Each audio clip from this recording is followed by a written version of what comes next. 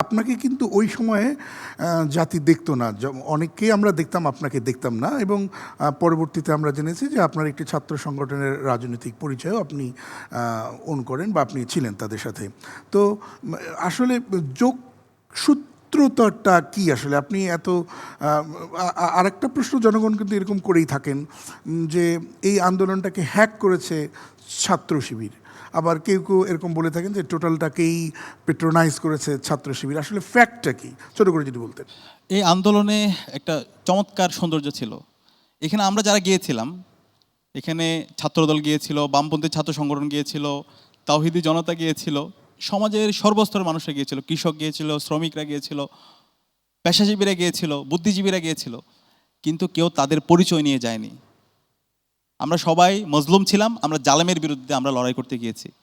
আমরা আমাদের পরিচয় ভুলে গিয়ে আমরা গ্রেটার পারপাস নিয়ে আমরা কাজ করেছি। এবং এই বিষয়টা আমি বলতে চাই, আন্দোলনের শুরু থেকে 5 জুন থেকে 36 জুলাই পর্যন্ত নীতি নির্ধারণ এবং মাঠ পর্যায়ের সমন্বয়ের সাথে আমি যে দলটা করি আমরা যুক্ত ছিলাম।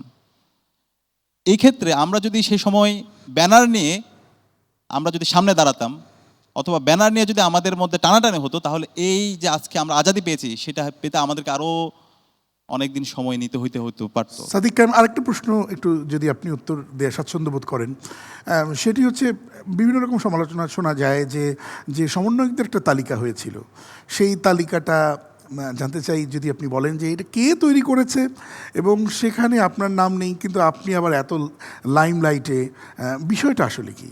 হ্যাঁ, দেখেন, আমরা এই আন্দোলনের শুরু থেকে একসাথে বসে, এখানে যারা মূল সমন্বয়ক ছিল, মাহফুজ আলম, নাহিদ ইসলাম, এরপর হচ্ছে আসিফ মাহমুদ, সার্জিস, হাসনাত, আর বাকি যারা আছে, আমরা ক্যাম্পাসে দীর্ঘদিন ধরে একসাথে অ্যাক্টিভিজম করেছি। আমি 2017 সালে ঢাকা বিশ্ববিদ্যালয়ে আসি।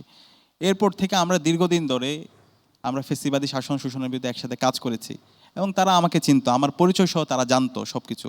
এবং আন্দোলন যেদিন শুরু হয় সেদিনও আমরা একসাথে বসে আমরা সিদ্ধান্ত গ্রহণ প্রক্রিয়া আমরা একসাথে কাজ করেছি।